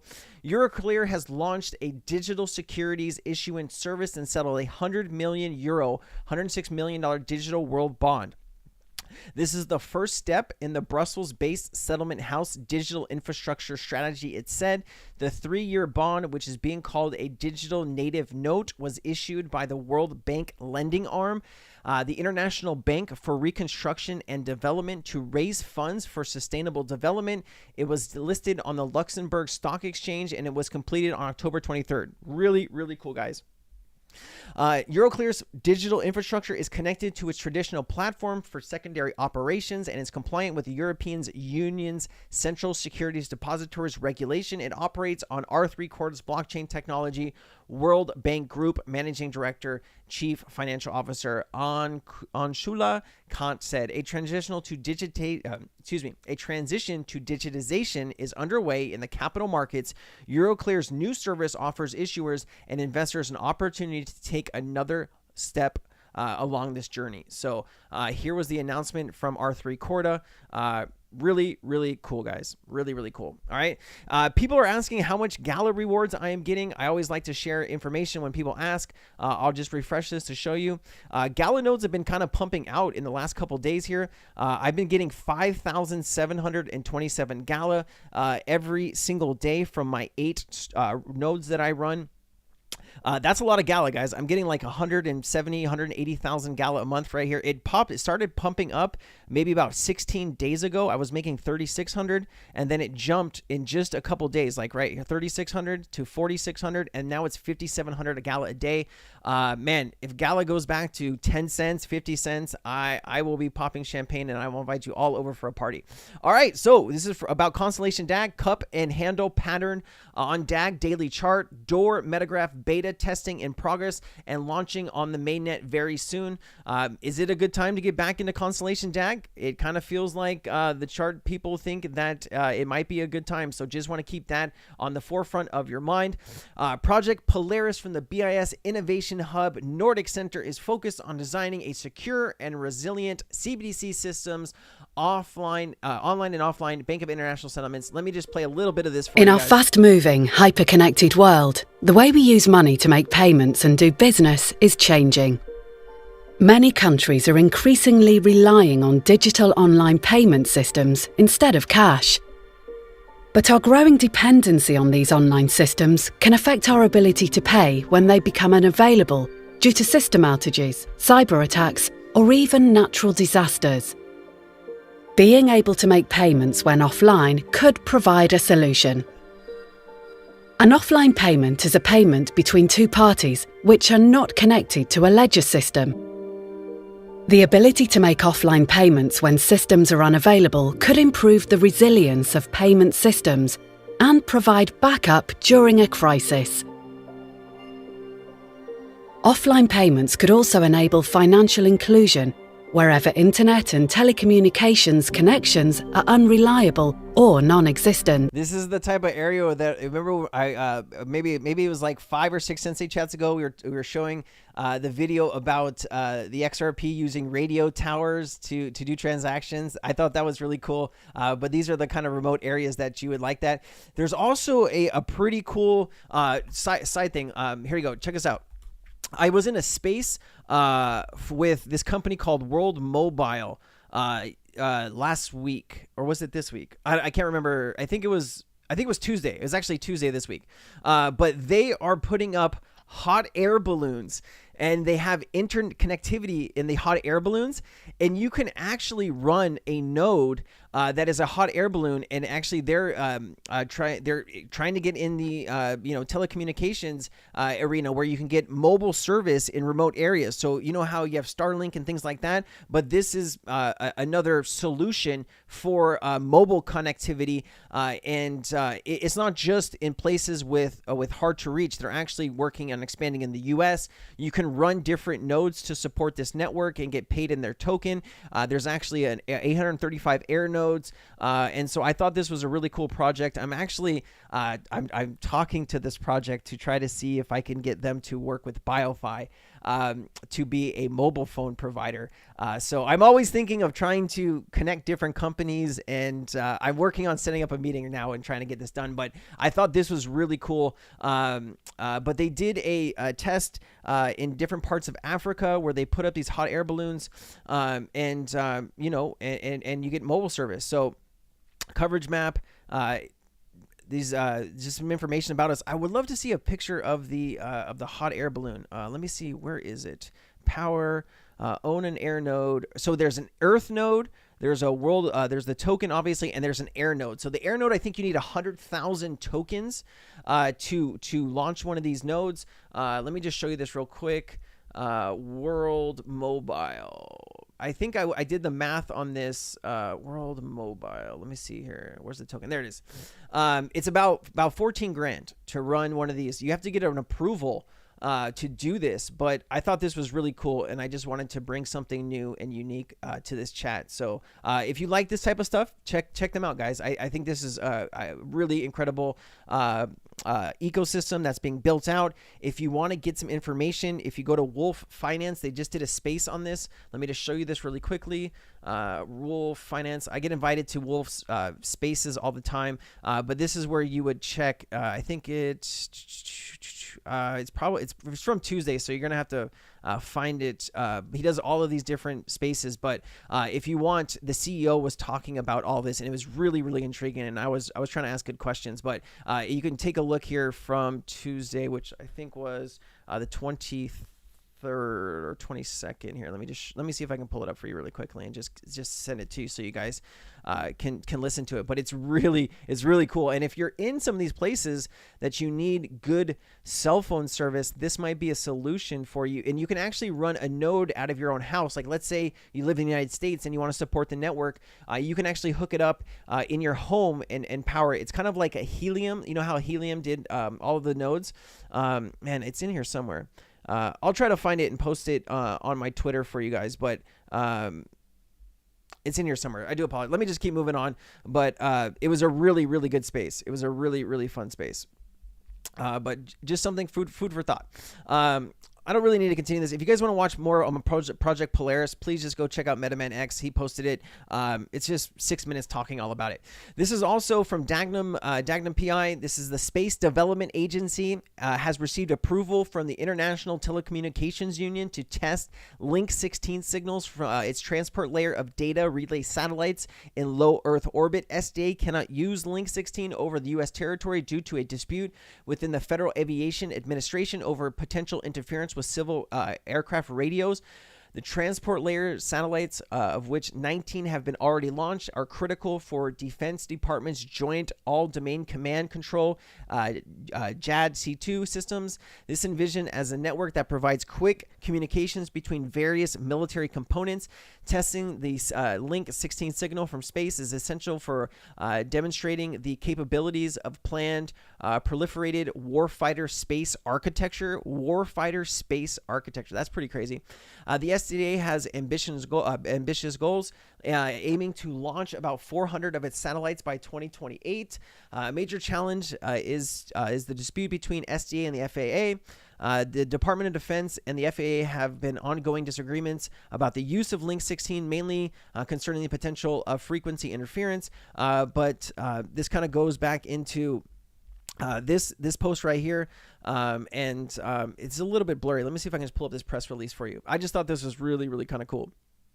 This is from earlier this year, but this has to do with a SpaceX Falcon 9 reusable Stage 2 rockets from Vandenberg Space Force, Air Force Base, California launched the first 10 and planned of 28 satellites. Once completed, Tranche O will be included. Guys, this kind of feels like it has DAG written on it. Anyone have any more information on this? I mean, I'm not following this too much just because there's just so much to know in crypto, but I just thought this was really kind of cool how they're, working on interconnectivity with space and military crafts and drones and all this other kind of stuff. So let me know what you guys think about all this. I'd love to hear what your thoughts are. All right, Peterson and Noj put this out. This means our deficit is already $2 trillion, up 40% from a year ago. Recently, the Wall Street Journal reported that the federal deficit is actually a lot bigger than it looks. because of the odd way that Joe Biden's handlers hid a fat chunk with their student loan bailout. Now, the deficit was already looking pretty dire, hitting $1.7 trillion for the fiscal year that just ended a few weeks ago. That was up from $1.4 trillion the previous year, so about a 20% jump, which is pretty big for 1 year. Even that number was putting us on track, according to Congress's own bean counters at the CBO, to $45 trillion in debt by 2033, and wait for it, $144 trillion by 2053. Well, it turns out that was an understatement because of what the Journal calls the odd way Biden counted student loan cancellations. Essentially, when the Supreme Court struck down Biden's loan handout, the $333 billion they were going to give away got counted as a spending cut, which would be like me thinking about buying a Corvette. My wife tells me no, so I brag that I just made $68,000. So that little shell game means the deficit last year wasn't up $300 billion, 1.4 to 1.7. It was actually up $600 billion. That's a 40% spike on the year, taking it to a cool $2 trillion and dramatically accelerating Washington's $144 trillion debt utopia. Now, I mentioned in recent videos that even those numbers are a pipe dream for 3 reasons: debt service, recession, and wars. On debt service, the government is now paying almost twice in interest what it was paying 18 months ago, projecting past $1 trillion per year and rising fast. Meanwhile, every recession hits the deficit hard. People who don't have jobs can't pay tax, and recessions send federal spending soaring as governments hand out fresh trillions. So going by recent recessions, these would bring the annual deficit closer to $4 to $5 trillion. Then, of course, the wars. We seem to be notching one world war per year that, for some reason, American families have to pay for. Just this week, Biden and Yellen gleefully waved off fiscal concerns about paying for 2 wars, saying, why no, we can afford them all, meaning you can afford them all. So toss all that in, and even the $144 trillion is starting to look very optimistic. You know what, though, Peter? He is very critical about it, but like, hey, it doesn't matter who's in office, Democrat or Republican. I mean, most of this spending started under Bush. Remember Bush and WMD and Iraq and all that stuff. So like, it doesn't matter who's in office. Wars still get pushed by either side of the presidency. So what is next? Brought to you by Unchained. What's next is we are in a fiscal death spiral, and our ruling clowns are stomping on the gas. A few weeks ago, I mentioned a fresh $5 trillion plan to hand out global warming money to third world countries. We've got corporate welfare coming out Washington's wazoos, much of it to blow up things overseas. And of course, Joe Biden has now welcomed 7 million illegal immigrants to our welfare industrial complex. All of it with no end in sight. So yes, they will keep looting the treasury. In fact, they are speeding up and will keep going until either they're voted out, which is a remote prospect given both parties are in on the game, or until they break something, whether financial markets or what remains of the US dollar, at which point voters rebel, whoever is counting the votes. And then there's the Great Reset, right? That's what we're waiting for, guys. We're waiting for the Great Reset. S&P equal weight index is down almost 3% this year. So basically, guys, if you had your stock market, I mean, if you had your money in the S&P, you're down this year already. Just 3 months ago, the S&P equal weight index was up 10%. It is set to break the March regional banking crisis lows this month. Meanwhile, the S&P 500 is up 8% a year, easing more than half its gain. As the S&P 7, the largest tech stocks, continues to fall sharply, guys. So I'm wondering, as people are maybe taking money out of the stock market because maybe they think it's going to keep going down, is some of this money coming into the crypto market? And if so, can they put a lot more money into the crypto market? We'd all like that. Mortgage applications are down 50% since the start of 2023. Guys, the reason mortgage applications, car loans, student loans, this is all important because you're creating new debt into the system, right? You're creating new money into the system. And when you don't have new loans, you're not creating more money into the system, and that is affecting the overall economy. Mortgage demand is now 25% below levels seen at 2008 lows. So this is actually getting pretty bad. This comes as mortgage rates have come to crossed 8%, and home supply remains at historic lows. Now, the only reason that the market hasn't crashed more is because there isn't as much supply on the market.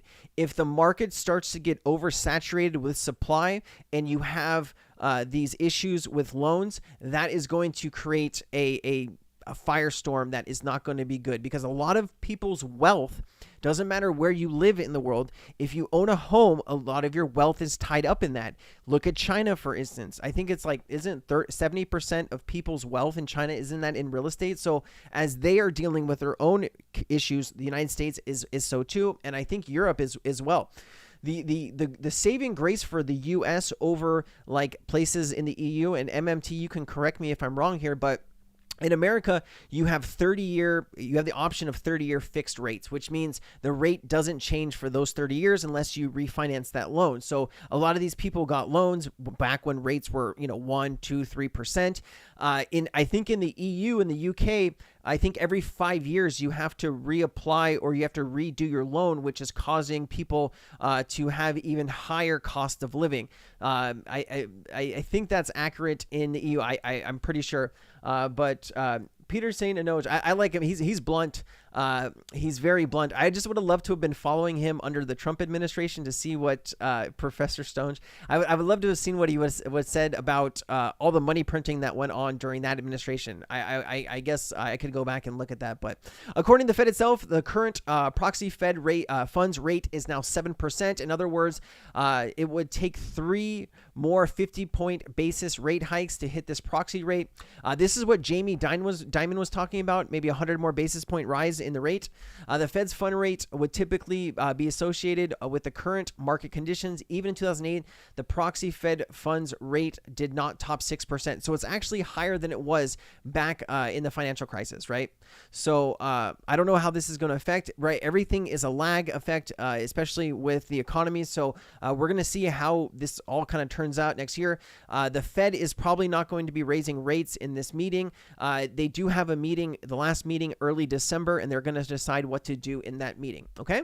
DTCC joined Security, guys. This was a big deal. I don't know if you guys saw it. I did do a video about this that should be coming out here pretty soon on YouTube. But let me see if I can find the article here. Press release. Where's the press release? I thought he would just have it here. News and insights. Let me just show you this. Security. Hold on. Let me just do this real quick. This is actually a pretty big deal. So let's talk about this real quick. Security plus DTCC. All right, here you go. All right. So we all know, so if you don't know, the DTCC is the Depository Trust Clearing Corporation. They cleared $2.5 quadrillion in 2022. Okay. So the DTCC, the premier market infrastructure for global financial services industry, today announced that it signed a definitive agreement to acquire Security Inc., a leading developer of institutional grade digital asset infrastructure. The acquisition, which is expected to close within the next several weeks. Look at the timeline on that, though, right? In the next several weeks, right? What is happening in November? November 19th, right? So one does wonder if this is like a perfectly aligning with that timeline, right? Because it's next several weeks. Several weeks is like 3 to 4 weeks, okay? The position DTCC to provide global leadership in bridging best-in-class industry practices with advanced digital technology to encourage acceptance and adoption of digital assets, guys. This is a big deal. Security will become a fully owned subsidiary of the DTCC and will operate under the name the DTCC Digital Assets. Nadine Shakar, CEO of Security, will join DTCC as managing director, global head of the DTCC Digital Assets, reporting to Lynn Bishop. DTCC's managing director and chief information officer, Shakar, will also join the DTCC's management committee. In addition, Danny Doney, CTO of founder of Security, John Hassel, COO, and also 100 other employees of Security staff will be full-time employees or contractors of the DTCC, guys.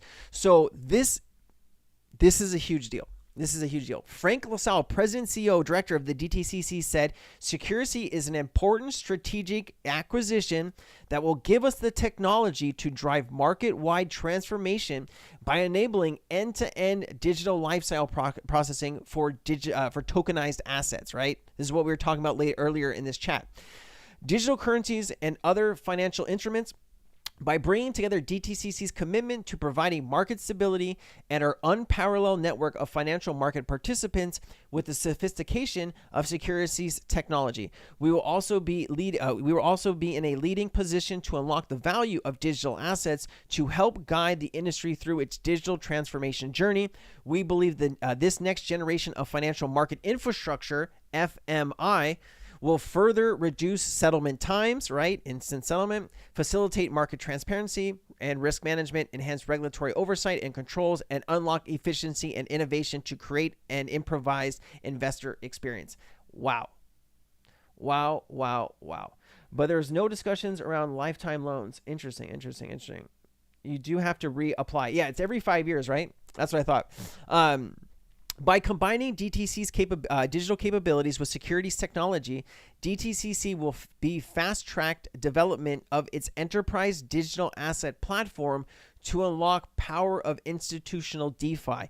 The DTCC will leverage the technology over time to embed digital assets within existing products and services, develop new regulatory compliant blockchain-based offerings, and explore use cases with the industry, including buy-side asset managers, broker-dealers, custodians who collaborate with the DTCC.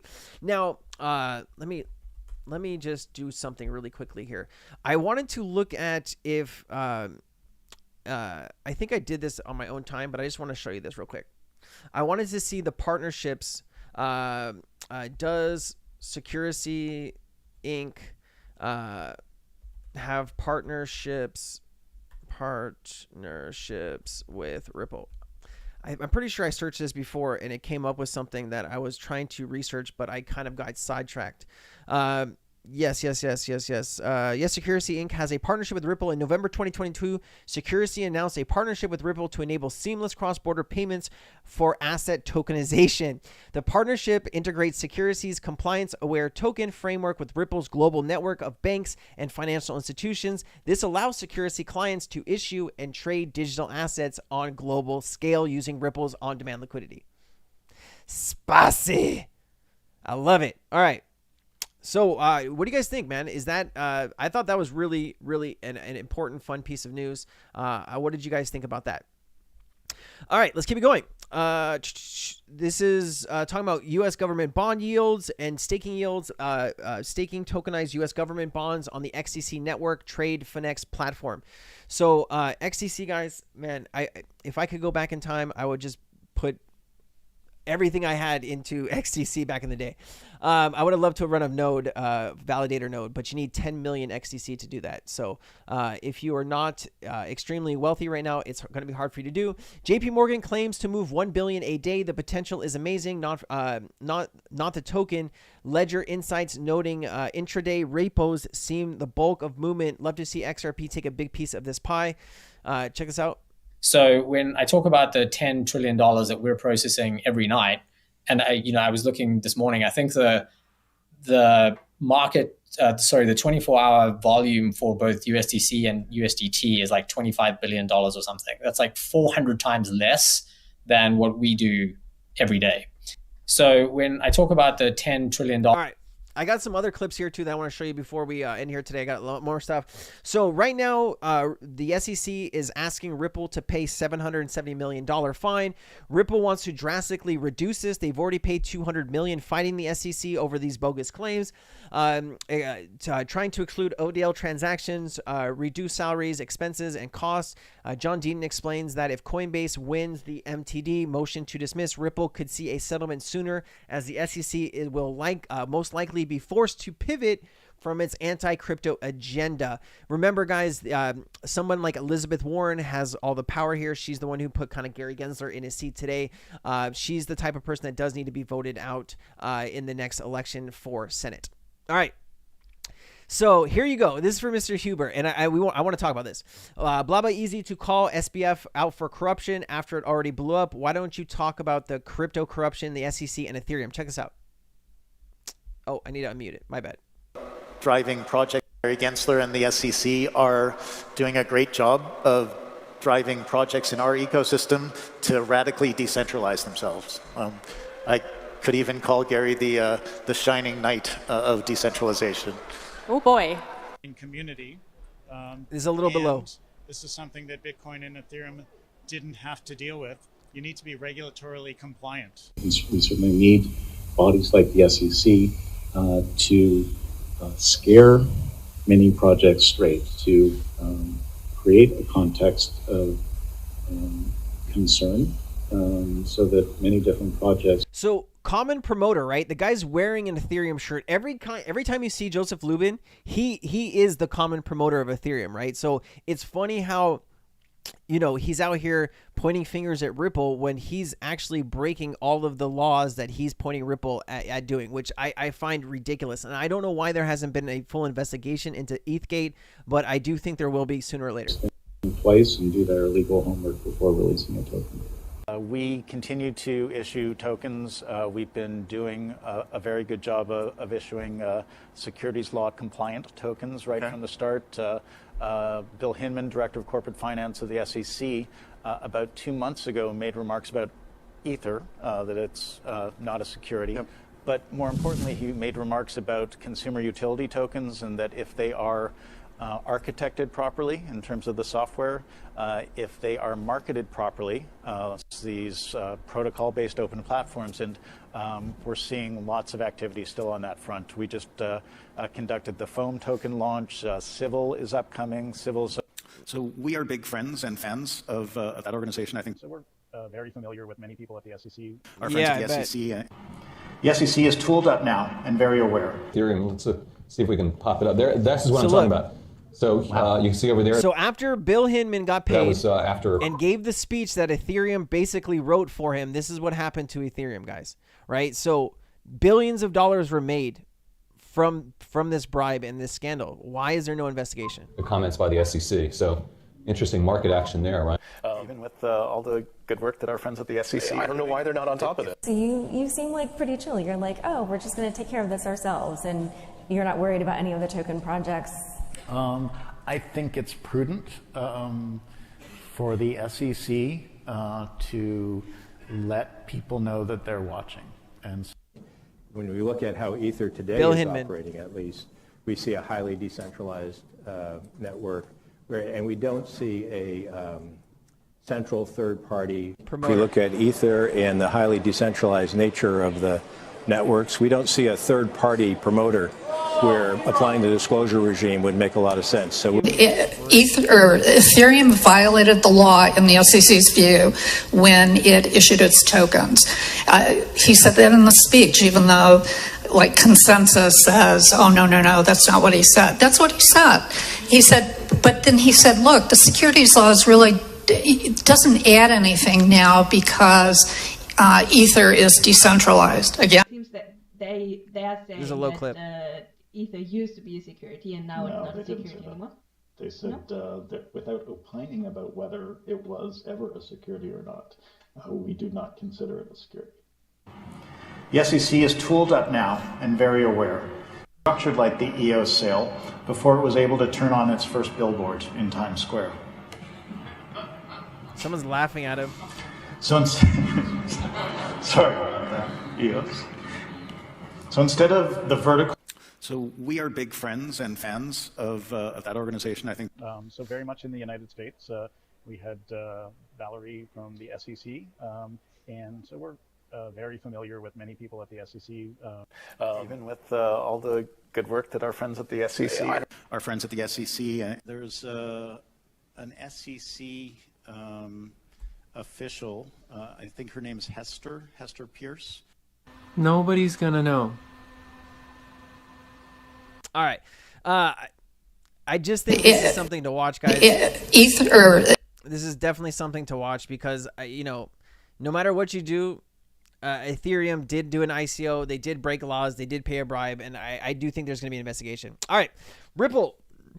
Research had XRP Ledger, the perfect blockchain for central limit order book DEX because the transaction fee is almost zero. This means the entire NASDAQ and S&P can be moved to the XRP Ledger by tokenizing stocks. This is what we talk about a lot. Medico acquisition by Ripple was quite strategic. With the acquisition, Ripple can offer services like trading, tokenization, staking, smart contract management, and asset custody. These portfolios of services shall be good enough to migrate the stock exchange or the stock trading securities and derivative market to the XRP Ledger. Recent Citigroup's collaboration with Medico. Actually, Citigroup, didn't they drop their collaboration with Medico after Ripple bought them? I thought they did. And develop institutional digital asset custody indicates the vast potential of securities tokenization and the future multi-trillion-dollar business. Since Medico is now Ripple, the multi-trillion-dollar flow to Ethereum violated the law in the SEC's view. That's just that it was a ghost. That was a ghost play. All right. Recently, Hong Kong Monetary Authority selected Ripple for its EHKD pilot. We did talk about that. Let me just go ahead and play this real quick. It's a 31-second clip. And one of the reasons we talked about is that scalability problem of blockchains, that the cloud-based DEXs cannot really scale well on public blockchains because of the higher transaction fee. Well, the transaction fee on XRP Ledger is almost zero, close to zero. So it's really, really possible for even the cloud-based DEXs to thrive on XRP Ledger. So that's another really cool feature, I think. Do you guys think you'll see part of the stock market tokenized and added to something like the XRP Ledger? All right. I wanted to show you this too because we're talking about tokenization of real-world assets. This is about Hedera.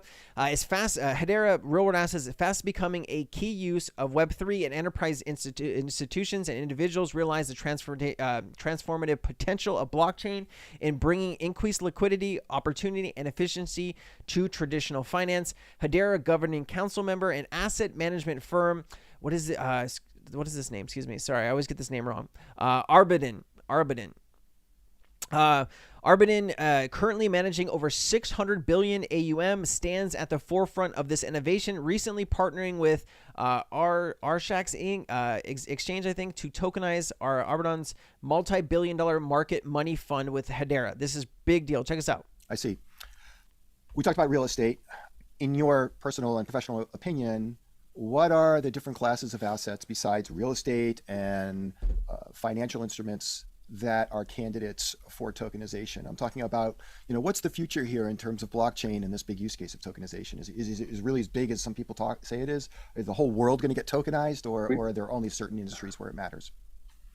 Okay, so I mean, just I guess finishing off financial services, it's just massive, the opportunity. And I think we talked a little bit about the benefits in equities, but equities is probably the one where stocks are the one where you're not as bothered about, but there are definitely benefits. The bond market is massive. Individual investors do not have access to corporate bonds in their portfolio, individual corporate bonds. We've got to fix that. We've got to give them access. Otherwise, the bond market is not reaching enough of a wide enough audience. All the different private markets, right down to niche alternative investments as well. Watches, art, cars. We're already seeing this happen. Outside of financials, sorry. Yeah, we'll just stopping there for a minute. Aberdeen's getting into it. Well, how you said you manage something like 600 billion pounds or dollars. I don't remember which one it was under management. How much of that is tokenized so far, or how much of that's going to be tokenized in this first year? That's a good question. So far, Archac's tokenized investments in our money market funds this year. I guess totaling them up, those funds are probably well over $20 billion. And the amount that you can say that's tokenized will depend on how much we get in inflows. But we've seen the interest has been absolutely massive, and we're not surprised about that because money markets is something that really there's real demand for because of the yield component and as a safe haven type asset. it's hard. The reason I asked that question was because I'm trying to get an idea of the size of this particular commitment that Aberdeen's making to tokenization. You mentioned how massive the opportunity is in the financial sector. And to my knowledge, I mean, we are watching all the enterprises that are out there, blockchain journals, see what they're doing with blockchain. Mm-hmm. And there certainly is activity out there in the area of tokenization. You see JP Morgan doing some stuff with its Onyx project. We saw just recently the Monetary Authority of Singapore complete a massive pilot with a bunch of other investment companies. Of course, there's you, but this is not going mainstream as far as I can tell. Excuse me. At least not yet. If the opportunity is that massive, how come we don't hear this is a good question. Every single investment company out there jumping on it? Yeah. So I can kind of speak from our experience, and I think a lot of our peers will be in a similar position. Is most of our businesses have been around for a long time. We're nearly 200 years old, and so we think very long term. And we are, I would say, cautious about moving into new areas. So there's been, we've been working on this for now well over 3 years. So it's taken us that long. We want to make sure we understand there's an education element that needs to come with it, and the market infrastructure needs to pick up. The regulatory changes as well help. I do think that there's been this whole the institutions are coming kind of thing for a little while, and frustratingly, it's not kind of come to fruition. Or there's a lot of real world examples. There's a lot of proof of concept, but not real live examples. But I can tell you that now, more than ever, the kind of the buzz is there. More and more people are talking about this. Every one of our peers is looking at this. Every one of our peers is looking at this. I just thought that was a really good point. I wanted to kind of end that. If you want to take a look at this chat, go to Hedero. It's about 52 minutes long. There's a lot of good information in it. Obviously, I didn't want to keep you here too much longer. I did want to talk about one more thing before we got out of here. Somebody shared this in the community in Cryptonaires. It was talking about this bill that is being pushed. And it's talking about it's a bill to establish a pilot program for certain individuals with guaranteed monthly income, universal basic income. And so let me see if I can grab that article. 1 second. Give me 1 second. Let me just go inside Cryptonaires real quick. Let me grab the article. It's right here. All right. Let me show you this. Watson Coleman leads introduction of Guaranteed Income Pilot Program. Okay, the Guaranteed Income Pilot Program of Act of 2023 would set up a 3-year program to provide a monthly income to test group study, right? And so you scroll down here, and this tells you basically what this would be. So in order to qualify, they're going to do a 10,000 people up to 20,000 people. You have to be on some type of government assistance called SNAP. Which is if you don't make over a certain amount of money, you would be able to qualify for this. Okay, and so this is right here. It's talking about the pilot created the pilot program created. The bill would distribute monthly cash payments to included participants in the amounts of equal fair market rent for 2-bedroom in their zip code. So if you look in California, just the average 2-bedroom for rent is about $2,000 a month. So I thought this was kind of interesting. This is going to cost taxpayers I think it was $500 million. Let me see. It should be in this bill real quick. Let me just pull this up real quick. It's at the bottom. I was reading through all of this earlier. Let me just pull it from Cryptonaires. All right, so yeah, the act is going to cost $495 million each year just for the test participants. So one does start wondering, hey, how if they expand this out to the whole United States and people that would qualify for this would probably be millions of Americans that would qualify for this, and this would be astronomical. So I don't know what your thoughts are on universal basic income, but there's actually a bill now going through Congress about universal basic income. And I just thought this was really interesting because I know Canada is doing some testing like this as well. And I think this is how you get people to adopt a central bank digital currency. You offer them free money through a CBDC. Obviously, this is not connected to a CBDC just yet, but this is a 3-year process. And at the end of that 3 years, there's definitely going to be a CBDC by then. The bill requires HHS to Internal Revenue Service, the designated research institutes, to provide an interim report on the pilot program's outcome within 24 months of implementation and the final report within 12 months. So universal basic income is being tested, and we'll have to see if this passes. You actually have to qualify through something called SNAP, which is food stamps. And this is kind of your household size right here. So if you live with, maybe you're married, and if your gross monthly income is not over this amount a month, you would actually be able to qualify for this. And you can actually, this is going to be rolled out in several different states that they're going to test this in. So is your country experimenting with universal basic income? I'd love to know.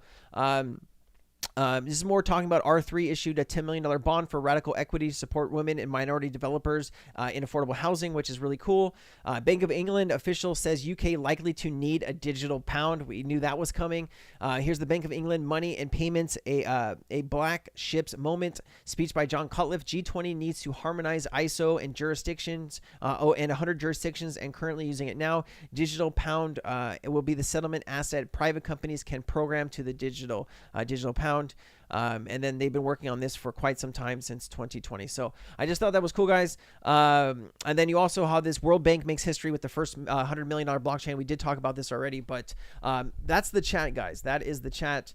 3,500 students. What are we talking? Are you talking about universal basic income, Green Llama?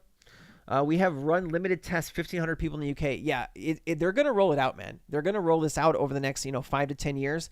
And this is how they're going to get people to adopt a CBDC. I guarantee you that's how they roll it out together.